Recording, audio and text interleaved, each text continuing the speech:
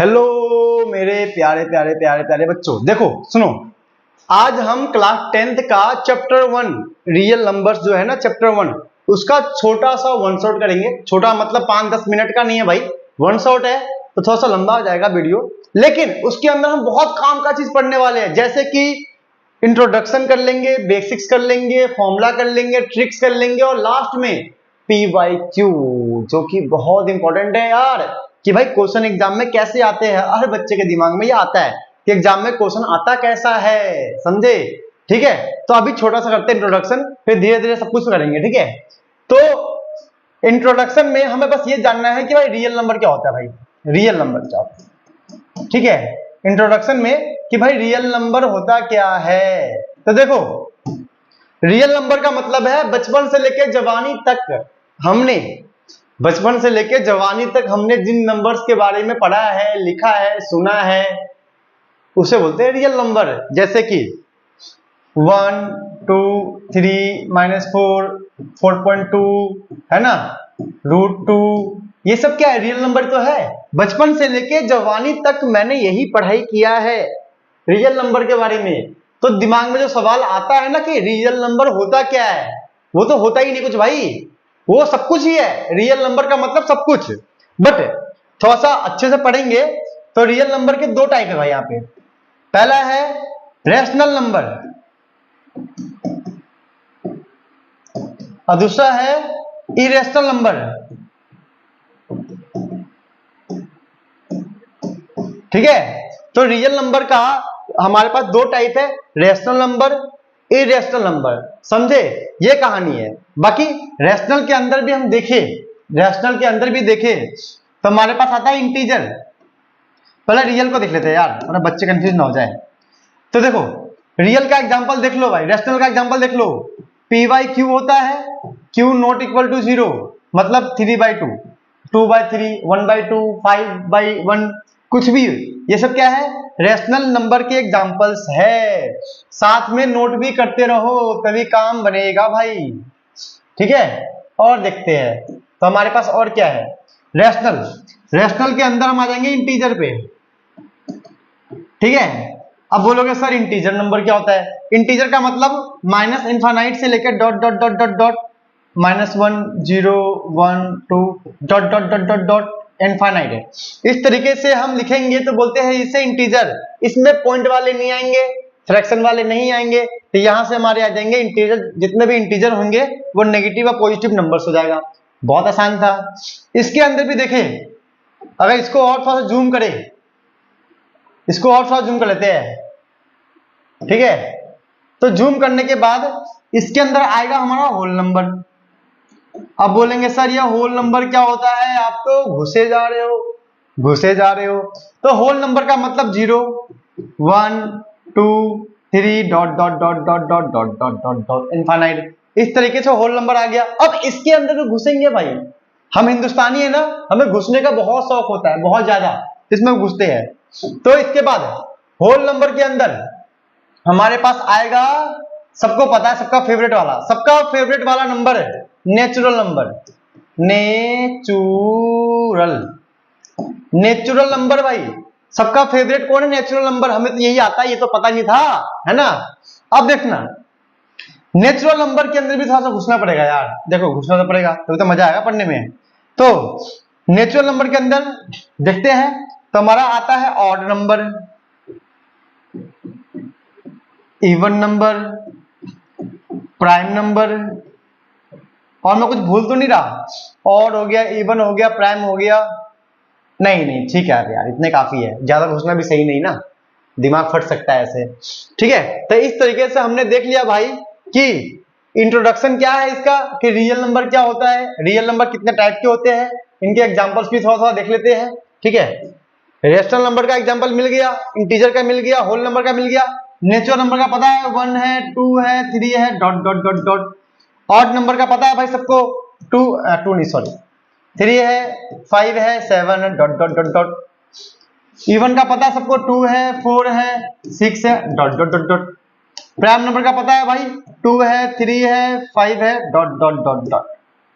ठीक है। तो इस तरीके से हमने रियल नंबर के बारे में सब कुछ जान लिया है। जब आप क्लास 11th में जाओगे तो रियल नंबर के अलावा एक और नंबर के बारे में पढ़ोगे जिसे कॉम्प्लेक्स नंबर कहते हैं, जिसके बारे में बहुत कुछ बताऊंगा भाई, मेरा फेवरेट चैप्टर है वो। ठीक है, अभी तो हम ये जान चुके हैं, इसे आप लोग नोट कर लो। तो दोस्तों अब हम आगे बढ़ते हैं, हमारा छोटा सा इंट्रोडक्शन हो गया था, अब हम पढ़ेंगे बेसिक्स पढ़ेंगे, जो कि हमारा कॉन्सेप्ट 1 है। तो बेसिक्स के अंदर क्या होने वाला है, बेसिक्स के अंदर पहले चीज हम पढ़ेंगे प्राइम फैक्टर। ठीक है, कि प्राइम फैक्टर क्या होता है। तो प्राइम फैक्टर को जानने से पहले हमें यह जानना है कि प्राइम नंबर क्या होता है। ठीक है, प्राइम नंबर क्या होता है, तो प्राइम नंबर का मतलब ऐसे नंबर जो किसी के टेबल में ना आए, जो किसी के टेबल में ना आए। फॉर एग्जाम्पल 2, ये किसके टेबल में आता है, 1 एंड 2। 1 2 के अलावा किसी और के टेबल में आता है क्या, नहीं आता है। फॉर एग्जाम्पल 3, ये 1 एंड 3 के टेबल में आता है, किसी और के टेबल में आता है क्या, नहीं आता है। 5 किसी के टेबल में आता है 1 5 के अलावा, है ना। तो हम कह सकते हैं प्राइम नंबर्स के ओनली 2 फैक्टर्स होते हैं। प्राइम नंबर से कितने फैक्टर्स होते हैं, 2 फैक्टर्स। आपको याद रखना है, ध्यान रखना है, एग्जाम में पूछा जाएगा how many factors of prime number, तो आप बोलोगे 2 फैक्टर। एक तो होता है 1 और सेकंड होता है इटसेल्फ। 2 है तो 2 होगा, 3 है तो 3 होगा, 5 होगा तो 5। तो प्राइम फैक्टराइजेशन के अंदर हमने प्राइम नंबर को समझ लिया है। अब समझते हैं प्राइम फैक्टराइजेशन क्या होता है। फॉर एग्जाम्पल कोई नंबर है 15, तो मैं इसे करना है प्राइम फैक्टराइजेशन, तो मतलब इसे करेंगे 2 तो नहीं होगा, 3 के टेबल में कितने बार में आएगा, 5 आ गया, और 5 बन जा 5। तो इसका प्राइम फैक्टर कितने हो गए, इसके प्राइम फैक्टर हो गए 3 एंड 5। इस तरीके से हमारा आएगा 15। तो हमने क्या सीख लिया कि प्राइम फैक्टर क्या होता है, समझे। बहुत आसान है प्राइम नंबर्स में कन्वर्ट करना। किसी भी नंबर को प्राइम फैक्टर में कन्वर्ट करना ही प्राइम फैक्टर होता है। समझ में आ गया, वेरी गुड। ठीक है, चलो अब मुद्दे पे आते हैं। मुद्दे पे पहला चीज क्या है, एलसीएम। एलसीएम का मतलब होता है लीस्ट कॉमन मल्टीपल। इसको हम समझते हैं यहाँ पर, एलसीएम के बारे में यहाँ पे समझते हैं अच्छे से। जैसे कि मैं बोलूं कि 10 है और 20 है, ठीक है, तो लीस्ट कॉमन मल्टीपल, तो इसका 10 के बाद क्या आएगा, 20 30 डैश डैश डैश, है ना। वैसे इसका क्या आएगा, 20 के बाद 40 60 डैश डैश डैश। तो इनके अंदर कॉमन क्या आ रहा है, कॉमन मैंने देखा कि भाई ये 20 है और यहां भी 20 है। लीस्ट कॉमन मल्टीपल मतलब मल्टीपल लिखने के बाद जो सबसे छोटा कॉमन वैल्यू हो वही हमारा एलसीएम होता है। देखा, सीख गए ना। तो हमारा यहाँ एलसीएम कितना आएगा, हमारा यहाँ एलसीएम आएगा 20। मतलब 10 एंड 20 का एलसीएम क्या आएगा, 20। समझे, आसान है, बहुत आसान है यार। लीस्ट कॉमन मल्टीपल और समझते हैं। मान लो कि हमारा यहाँ होता 6 एंड 15, ये होता। चलो लिखते हैं टेबल इसका, 12, ठीक है, 6 के बाद 18 24 30 36 डैश डैश डैश, ठीक है। 15 के टेबल, 15 के हमारा 30 45। अब देखना दोनों में कॉमन क्या आया है, ये रहा 30, ये रहा 30। भाई मिल गया ना मुद्दा, मिल गया ना, समझो मुद्दा हमें मिल चुका है। क्या समझना है हमें, समझना हमें यही है कि दोनों में लिस्ट क्या है, लिस्ट मतलब सबसे छोटा कॉमन मल्टीपल, तो हमारा 30, तो इनका एलसीएम आ गया 30। तो हम लोगों ने एलसीएम को समझ लिया है। तो हमने प्राइम फैक्टर समझ लिया, प्राइम नंबर समझ लिया, हमने एलसीएम को समझ लिया, समझे। अब बात करते हैं एचसीएफ। तो एचसीएफ का मतलब होता है highest common factor, highest common factor समझते हैं। फॉर एग्जांपल पहले थोड़ा सा जगह बनाने दो, ठीक है, फिर समझाता हूं मैं। जगह जगह जगह यहां रखते हैं, ठीक है, इसको साइड में, और इसका भी इंतजाम, चलो ठीक है। हाँ, अब हम थोड़ा सा एचसीएफ की बात करते हैं। एचसीएफ, तो एचसीएफ मान लो 10 और निकालना है 20 का। Highest common factor. Highest common factor का मतलब यहां ये बनता है भाई कि 10 और 20, 10 और 20 किसके टेबल में आते हैं? तो ये 10 के टेबल में आता है, ये भी हमारा 10 के टेबल में आता है। तो highest common factor, highest common factor ऐसे ऐसे ऐसे बताएंगे, ऐसे थोड़ा सा इसको और ब्रीफली समझाता हूं मैं। इसका ये हो गया, इसका 10 और 1 है ना, ऐसे नहीं यार, बच्चे कंफ्यूज होंगे।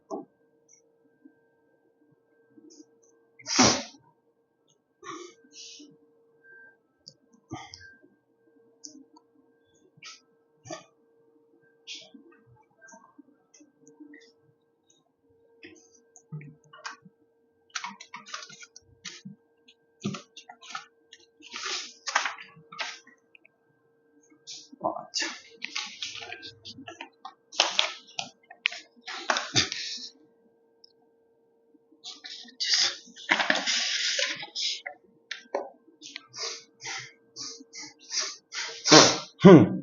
तो देखते हैं क्या है।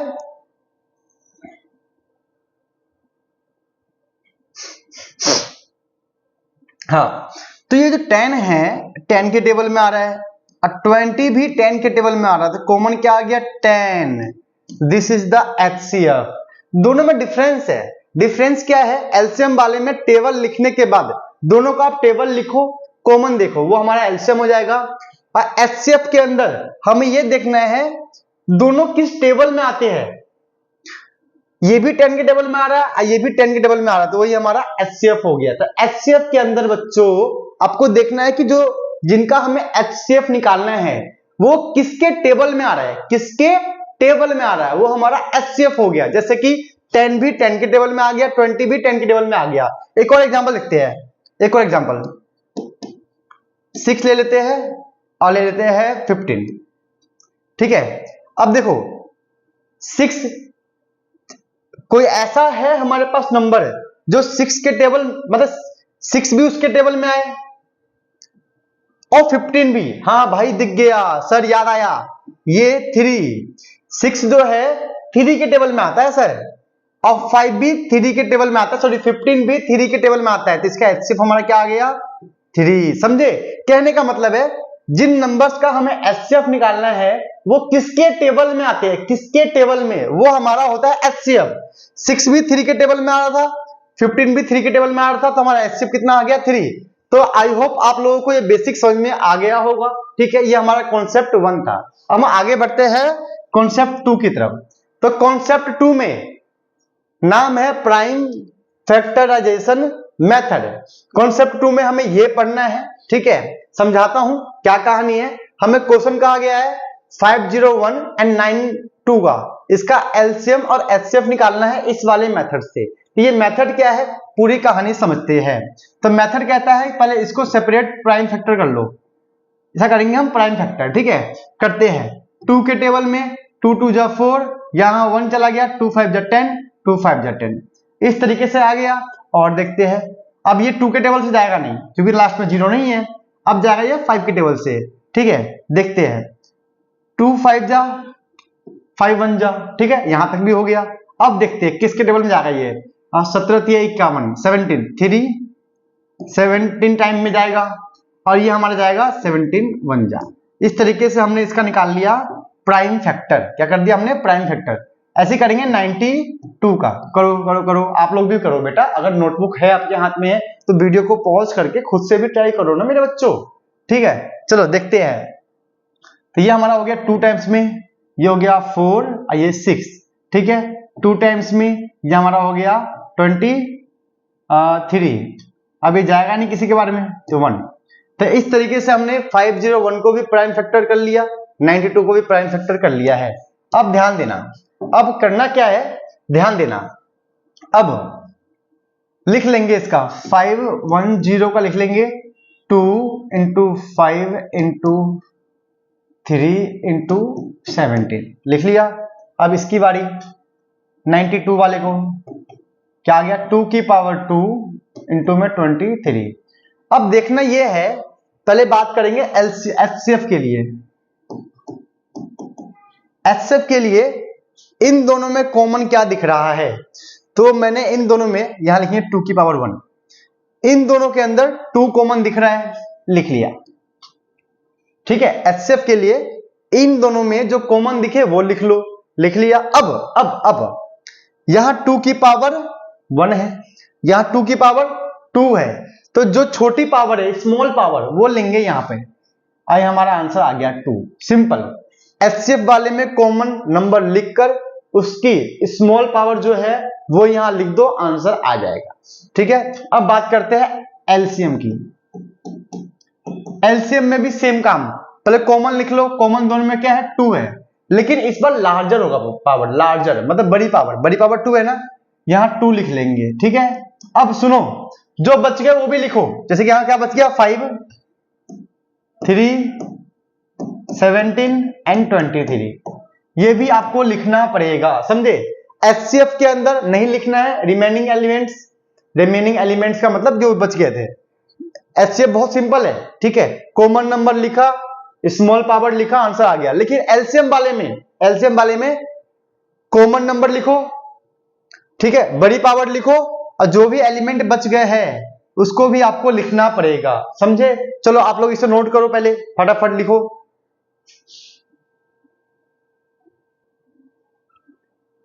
तो भाई इसको सॉल्व कर लेना, मल्टीप्लाई कर लेना, आंसर आ जाएगा। ये हमारा एलसीएम आ गया, ये हमारा एचसीएफ आ गया। ठीक है, चलो दोबारा इस टॉपिक को दोबारा समझते हैं एक और एग्जांपल के थ्रू।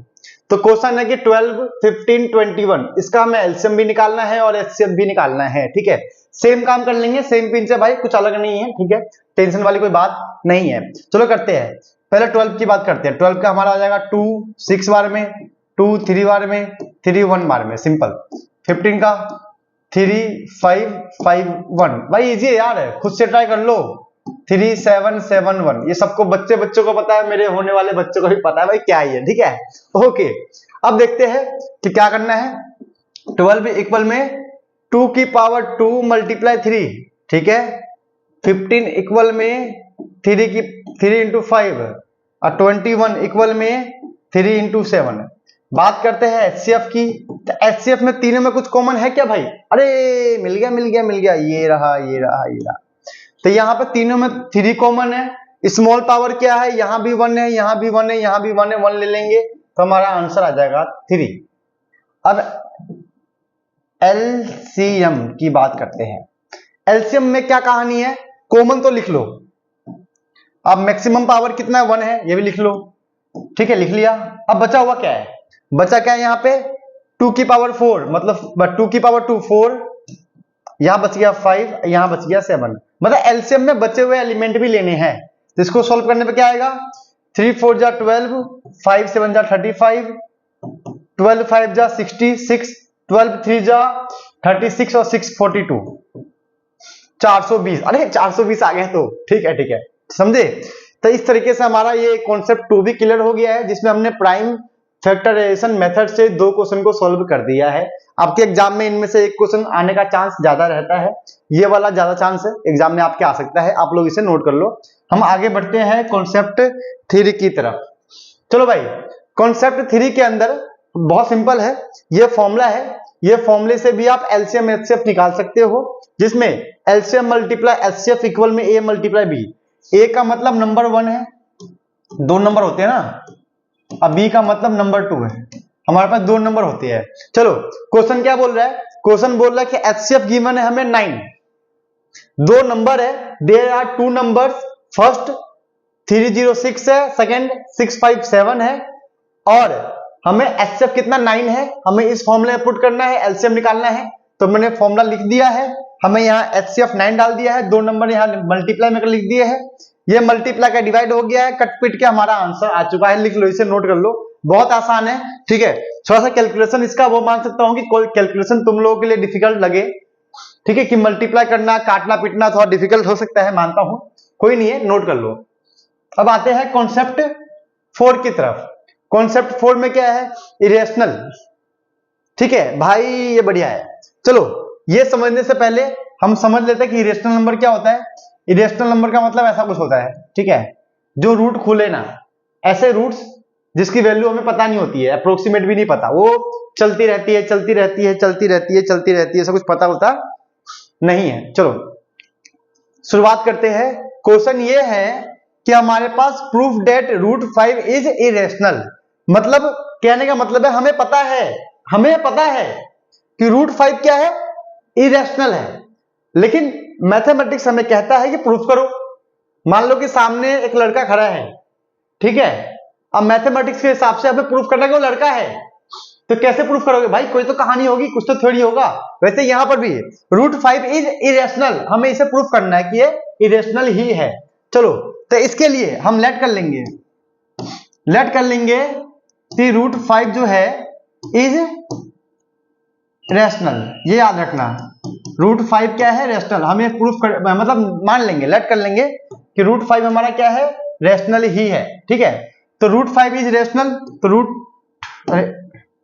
अरे तो हमारा रूट 5 इक्वल में क्या आएगा, पी अपॉन क्यू, कि रेशनल हो गया ना, इज रैशनल, इज हमारा बन जाता है इक्वल टू रैशनल बन गया पी अपॉन क्यू, ठीक है। चलो भाई पी को इधर ले लो, तो रूट 5 क्यू इक्वल में पी आ गया। अब रूट को हटाना है, रूट को हटाने के लिए करना पड़ेगा स्क्वायरिंग बोथ साइड, तो ये हो गया 5, ये हो गया क्यू स्क्वायर, ये हो गया पी स्क्वायर, सिंपल है, हमने स्क्वायरिंग बोथ साइड किया तो रूट हट गया, क्यू पे स्क्वायर आएगा, पी पे भी स्क्वायर आएगा, तो इस तरह से काम बन गया। तो यहां से मैंने दिमाग लगाया, क्या दिमाग लगाया कि क्यू स्क्वायर इक्वल में क्या हो गया, पी स्क्वायर अपॉन 5, है ना। अब पी स्क्वायर अपॉन 5 आ गया, तो इसके अंदर दो मतलब है, ध्यान रखना, दो मतलब है। पहला मतलब ये हो गया मेरे को, यहां से मैं दिमाग लगा रहा हूं कि 5 डिवाइड, ऐसे नहीं, थोड़ा सा अच्छी इंग्लिश कैसे होगा कि पी स्क्वायर डिविजिबल बाय 5, ऐसे लिख सकते हैं, ठीक है। पी स्क्वायर डिविजिबल बाय 5 है ना, इसका मतलब ये तो है। अब पी स्क्वायर डिवाइड है, इसका मतलब P is also divisible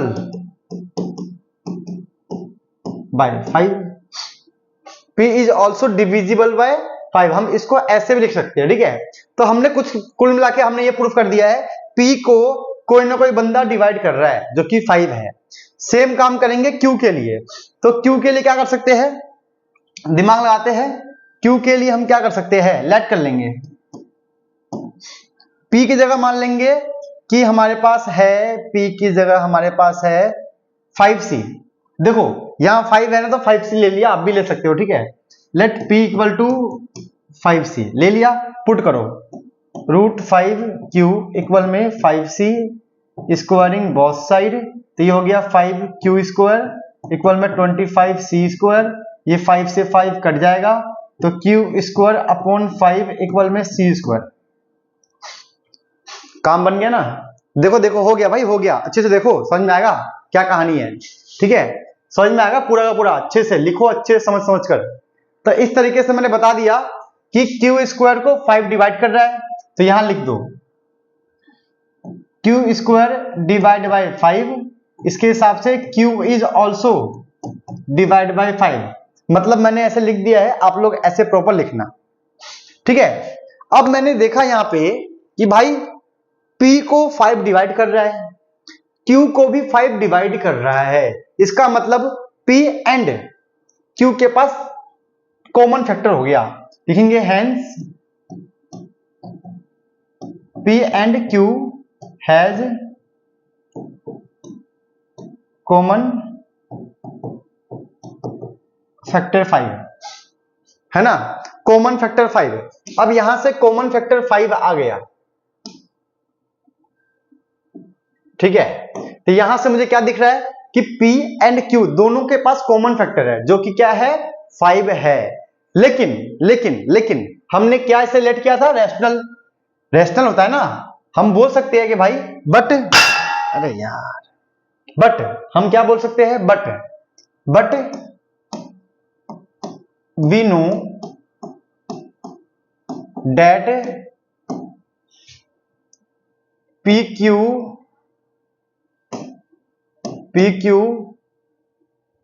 PQ के पास कॉमन फैक्टर नहीं हो सकता, P Q don't have any common factor.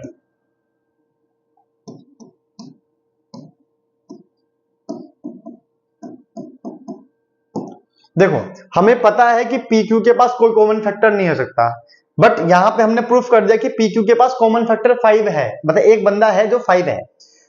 तो यहां से ना हम अपनी बातों में फंस गए क्योंकि हमने इसको माना है रेशनल, और इसके हिसाब से ये रेशनल है ही नहीं। मतलब मैंने बोला कि भाई ये बंदा रेशनल है, अब मैंने खुद ही प्रूफ कर दिया कि वो रेशनल नहीं है, मतलब मैं यहां पे अपने बातों में ही फंस गया, है ना। तो ऐसे बोल सकते हैं there is a contradiction, there is contradiction, there is contradiction. इसको साइड ही कर देता हूं यार। There is contradiction, so there is contradiction due to, थोड़ी सी इंग्लिश खराब है, due to our wrong assumption, due to our wrong assumption, ये बोल देंगे। So root 5 is irrational. भाई इससे प्रूफ हो गया कि ये क्या है, इरेशनल है। हमने माना रेशनल, प्रूफ कर दिया हमने उसी को गलत, रेशनल मान के हमने गलत प्रूफ कर दिया। तो इसका मतलब वो गलत क्यों प्रूफ हुआ, क्योंकि हमने इसे रेशनल माना था। तो इसका मतलब सही क्या है, ये इरेशनल है। कहानी ये है, मतलब आप लोग इसे लिख कर रट्टा मार देना भाई, बिल्कुल सही सेम स्टेप होगा एग्जाम में। क्या करना है, यहाँ रूट 5 की जगह क्या आएगा, रूट 3 की जगह क्या आएगा, रूट 2। जो भी यहाँ नंबर है ना 5, वो यहाँ चेंज करते जाना, जहां जहां 5 है 3 डाल देना, 2 डाल देना। अब बिल्कुल सेम के सेम एग्जाम में लिख के आना, पूरे नंबर आएंगे, कोई प्रॉब्लम नहीं है। एग्जाम में एक क्वेश्चन पक्का यहां से आएगा ही आएगा, समझे। कहने का मतलब है इसे एक दो बार लिख लो, रट्टा मार लो, समझ में तो आ गया होगा, वैसे समझ में ना आए तो रट्टा मार लेना, ठीक है। बस एग्जाम में रूट 3 आएगा तो जहां जहां 5 है 3 डाल देना, स्टेटमेंट बिल्कुल सेम रखना, आंसर सही है, ठीक है। चलो हम थोड़ा सा अब आगे बढ़ते हैं इस क्वेश्चन के थ्रू सेकेंड क्वेश्चन की तरफ, जो कॉन्सेप्ट 4 है हमारा। तो कॉन्सेप्ट 4 का चलो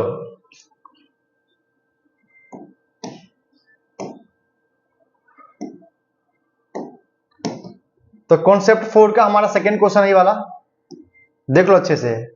क्वेश्चन बोल रहा है कि proof that 6 plus root 2 is irrational. हमें ये प्रूफ करना है, तो कुछ नहीं करना है, इसको भी लेट कर लेंगे rational, let 6 plus root 2 is rational, इसको भी सेम कर लेंगे। इसमें जरा कहानी नहीं है, रेशनल कर लेंगे, ठीक है। इसको कि 6 प्लस रूट 2 इज रेशनल, तो बन जाएगा 6 plus root 2 equal to P by Q. यहां से हम निकाल लेंगे रूट 2 की वैल्यू, तो रूट 2 क्या आएगा, पी वाई क्यू माइनस का 6, ठीक है। आप समझ लो, फिर लिख लेना खुद से। अब देखो पी वाई क्यू रेशनल होता है, पता है 6 भी रेशनल है, तो इसका मतलब जो हमारा राइट साइड है, ये राइट साइड क्या है, रेशनल, और रूट 2 क्या होता है, इरेशनल, और दोनों आपस में क्या है, इक्वल। क्या है, इक्वल, जो पॉसिबल नहीं है। This is the contradiction, hence proof this is irrational, ये लिखना है, ठीक है। तो मैं यहां लिखता हूं छोटे छोटे राइटिंग में, आप लोग ट्राई करना कि समझ में आप लोगों को आ जाए, वैसे समझ में तो पूरा ही आएगा, इस बात की गारंटी है, ठीक है। तो मैं लिखता हूं, क्या लिखूंगा कि भाई P by Q minus 6 is rational, ठीक है, but root 2 is irrational,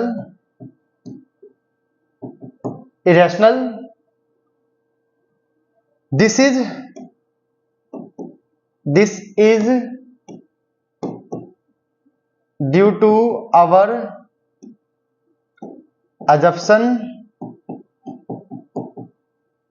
so 6 plus root 2 is irrational, ठीक है। थोड़ी सी राइटिंग गंदी है, बट मैंने बोला भी है तो समझ जाओगे। ये बढ़िया क्वेश्चन है, ट्राई करना कि आप लोग इसे समझ कर लिख लो, क्योंकि एग्जाम में बहुत काम आने वाला है, आपके बहुत ज्यादा ही काम आने वाला है। चलो कॉन्सेप्ट 4 हो गया है, 2 क्वेश्चन किए हमने। कॉन्सेप्ट 5 की तरफ बढ़ते हैं। हाँ, तो कॉन्सेप्ट 5 तो नहीं है हमारा, ठीक है, कॉन्सेप्ट 4 ही था। देखो, इंट्रोडक्शन कर लिया, बेसिक्स कर लिए, कॉन्सेप्ट 1 कर लिया, कॉन्सेप्ट 2 कर लिया, कॉन्सेप्ट 3 कर लिया, कॉन्सेप्ट 4 भी कर लिया है। अब करेंगे पीवाईक्यू।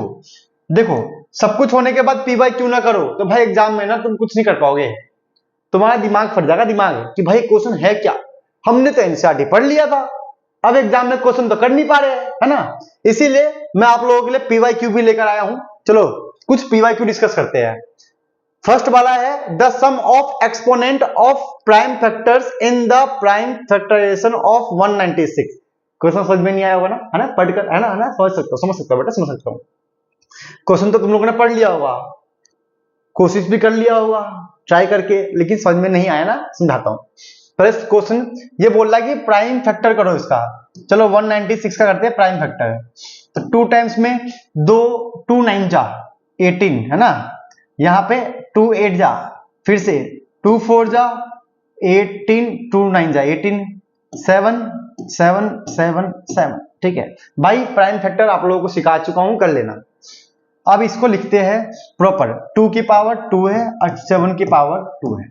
अब बोला the sum of exponent, exponent का मतलब पावर होता है भाई, याद रखना। क्या बोलते हैं, एक्सपोनेंट मतलब पावर है, मतलब प्राइम फैक्टर्स के जो पावर है उनका सम करो।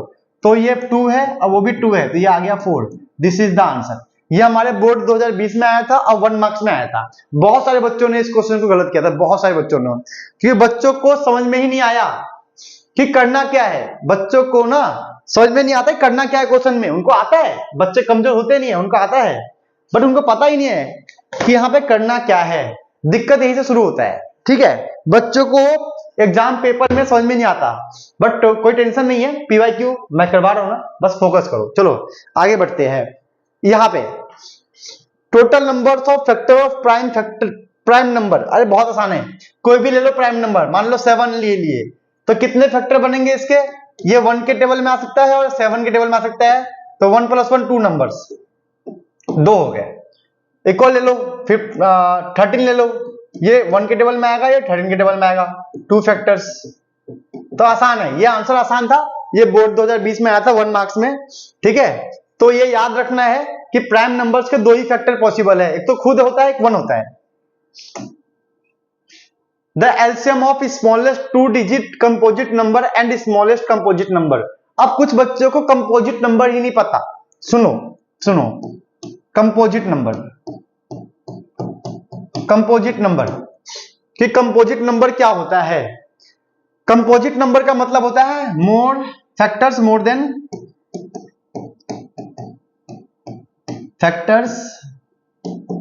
मोर देन टू। प्राइम नंबर का मतलब होता है कि factor less than 2। Prime number में क्या होता है, फैक्टर्स लेस देन 2। लेकिन कंपोजिट नंबर का मतलब होता है factors more then 2। For example जैसे कि 6 ले लो, इसका कितने फैक्टर होगा, 1 होगा, 2 होगा, 3 होगा, 6 होगा।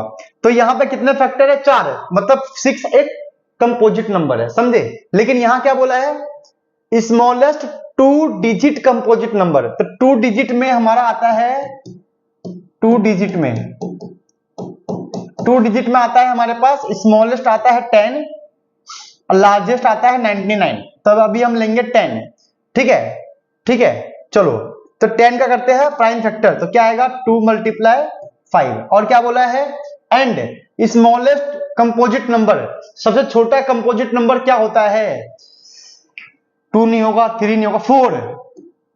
सबसे छोटा कंपोजिट नंबर 4 है, क्योंकि इससे कितने फैक्टर है, एक 1 है, एक 2 है, एक 4 है, इसके 3 फैक्टर है। कंपोजिट नंबर का मतलब होता है फैक्टर्स मोर देन 2। तो यहां पर कितने फैक्टर है, 3 है। तो इसका मतलब हमारा स्मॉलेस्ट कंपोजिट नंबर 4 है। 4 का क्या हो गया, 2 × 2, मतलब 2 की पावर 2। अब इसका निकालना है एलसीएम। क्या निकालना है, एलसीएम। तो लिखते हैं एलसीएम, कॉमन 2 है, यहां पावर 1, यहां पावर 2, बड़ी पावर लेंगे। अब बचा हुआ नंबर क्या है, 5, ये रहा, तो ये हमारा 20 आ गया। ठीक है। तो इस तरीके से हम इसका एलसीएम कितना आ गया 20। ये हमारा 1 मार्क्स में आया था बोर्ड 2015 में। तो देखो बेटे, पीवाईक्यू करने का ना फायदा यही है कि हम लोग नॉलेज को भी गेन कर रहे होते हैं। एग्जाम में कैसे क्वेश्चन आते हैं, कैसे हमें अटेम्प्ट करना है, कैसे शो करना है, क्या लिखना है, नॉलेज बहुत कुछ पढ़ेंगे भाई, बहुत कुछ पढ़ेंगे, बस आप लोग पढ़ते रहो, ठीक है। बहुत कुछ पढ़ाऊंगा मैं। तो देखो, कंपोजिट नंबर सीख लिया हमने, ठीक है, प्राइम नंबर भी सीख लिया, बहुत कुछ सीख रहे हैं, ठीक है, ठीक है। तो 4 और 10, अगर 4 का टेबल में पढ़ू तो 4 के टेबल में 20 भी आता है और 10 के टेबल में 20 आता है। देखो 20 आ गया ना। चलो question number 4, so that 5√6 is an irrational number. अभी तो किया था यार हमने, चलो दोबारा करते हैं। लेट कर लेंगे कि 5√6 हमारा क्या है, रेशनल है, मतलब पीवाईक्यू। यहां से √6 निकाल लेंगे, पीवाईक्यू मल्टीप्लाई में 5, मतलब P/5Q। इस तरीके से काम बन गया, ठीक है। अब ध्यान देना, अब हम सबको पता है कि ये हमारा रेशनल हो गया, तो लिखेंगे P5Q इज रेशनल, बट √6 क्या हो गया हमारा, इरेशनल। हमें पता है ना। आइए, ऐसा क्यों हुआ, ऐसा कंडीशन क्यों आया, क्योंकि हमने गलत एजम्पशन किया था। Our so this is contradiction, this is contradiction, this is contradiction due to our wrong assumption. So 5√6 is irrational. Simple, बहुत आसान है, पूरा स्टेटमेंट लिख के दे रहा हूं। ये हमारे 2 मार्क्स में आया था बोर्ड 2013 में। तो बढ़िया बढ़िया क्वेश्चन मैंने लेकर आया हूं, नोट कर लो इसको। चलो, फाइंड एचसीएफ एलसीएम ऑफ, अरे तेरी तो बड़े क्वेश्चन है, 378, 180, 420। चलो करते हैं। तो 378 का प्राइम फैक्टर करेंगे तो हमारे पास क्या आएगा, 2 के टेबल में इतनी बार में आएगा, 3 के टेबल में इतनी बार में आएगा, मतलब ये कर लेंगे। वैसे 180 का भी करेंगे और 420 का भी करेंगे। तो बच्चों आप लोग ना वीडियो को पॉज करके ना प्राइम फैक्टर कर लेना है इसको, ठीक है। थोड़ा टाइम कंज्यूमिंग है, बट सीखना है तो करना तो पड़ेगा भाई, है ना। तो हमने इसका प्राइम फैक्टर कर लिया। अब देखना यहाँ पे क्या है, 2 की पावर 1, 3 की पावर 3, 7। तो इसको पावर में कन्वर्ट कर लेंगे। यहाँ पर 2 की पावर 2, 3 की पावर 2 और 5, 2 की पावर 2 लिख लिया मैंने, ठीक है। अब हम निकालेंगे इसका HCF, ठीक है। अब HCF के लिए तीनों में कॉमन क्या दिख रहा है भाई, तीनों में कॉमन 2 है, और क्या दिख रहा है, तीनों में कॉमन 3 है। यहां पावर 1 है, तो 2 पे स्मॉलेस्ट पावर क्या है, 1, 3 पे स्मॉलेस्ट पावर क्या है, 1, तो इसका आंसर आ गया 6। HCF के लिए कॉमन के ऊपर स्मॉलेस्ट पावर देखना है, ये आपको ध्यान रखना है। अब एलसीएम की बात करते हैं। अब इनमें कॉमन फिर से 2 पे 3 आएगा। अब पावर देखो लार्जेस्ट क्या है, 2 पे लार्जेस्ट पावर 2 है और 3 पर लार्जेस्ट पावर 3 है, ठीक है। अब रिमेनिंग एलिमेंट्स मतलब रिमेनिंग नंबर्स भी लिख लेंगे, ठीक है बच्चों। देखना, तो यहां पे बच गया 7, यहां बच गया 5 और कुछ बचा क्या, अरे 7 भी तो है, नहीं नहीं ठीक है। यहां बच गया 7, यहां बच गया 5, यहां बच गया 7। इस तरीके से हमारा ये बन गया। अब फटाफट आप लोग इसको मल्टीप्लाई करो, इसका आंसर 3780 आएगा। मुझे याद है वैसे तो, ठीक है, इस क्वेश्चन को पहले भी बच्चों करवा चुका, तो मुझे आंसर याद है। आप लोग मल्टीप्लाई करके देख लेना कि इसका आंसर क्या आता है, ठीक है। अब बोला है verify LCM multiply HCF into में ए multiply B multiply C, 3 number है यहाँ पे ना। देखते हैं ए मल्टीप्लाई बी मल्टीप्लाई सी करके, अब मल्टीप्लाई करने के बाद इसका आंसर क्या आएगा। अभी हम वेरीफाई भी करेंगे, आप लोग इसे नोट कर लो तब तक। तो अब करेंगे इसको वेरीफाई। तो वेरीफाई करने के लिए एलसीएम को करेंगे एचसीएफ से मल्टीप्लाई। तो 6 हमारा एचसीएफ था, ये हमारा एलसीएम था, मल्टीप्लाई करके हमारा आ गया 20,680, ठीक है। अब करेंगे तीनों नंबर का प्रोडक्ट है, तो फर्स्ट सेकेंड थर्ड इनको मल्टीप्लाई कर दिया ये। अब देखो ये हमारा है एलसीएम एचसीएफ का मल्टीप्लाई, ये हमारा प्रोडक्ट है तीनों नंबर का, दोनों इक्वल नहीं है, तो हम बोलेंगे कि बोथ आर नॉट इक्वल। बस लिख देना है कि both are, this and this are not equal. तो यहां लिख लेंगे वेरीफाई करके कि LCM multiply HCF not equal to A multiply B multiply and C. This is the answer. देखो बेटा 4 नंबर का क्वेश्चन था, बोर्ड में 2019 में आया हुआ था। बहुत सारे बच्चों ने कैलकुलेशन के चक्कर में से छोड़ दिया होगा, लेकिन छोड़ने वाली चीज ये है नहीं, ठीक है, समझे।